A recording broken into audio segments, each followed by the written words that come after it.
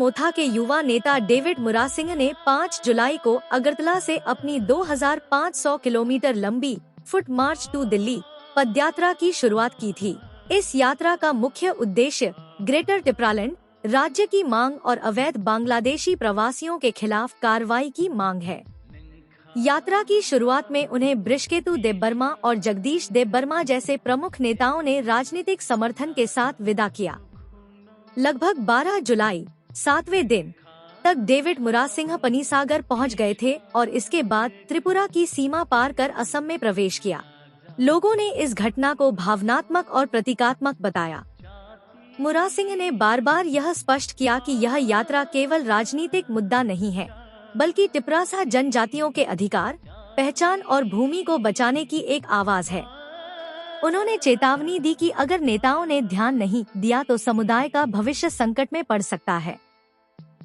13 जुलाई को मुरासिंह असम के हस्तेनी स्थान पर देखे गए, जहां से उन्होंने अपने रात के विश्राम और अगले दिन के कार्यक्रम की जानकारी वीडियो के माध्यम से साझा की।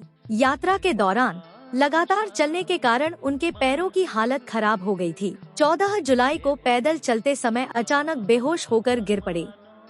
असम पुलिस ने उन्हें तुरंत अस्पताल पहुंचाया। डॉक्टरों के कहने पर भी उन्होंने कुछ घंटों बाद फिर से अपनी यात्रा शुरू कर दी, जो उनकी जिद और समर्पण को दर्शाता है। समर्थन और संकल्प।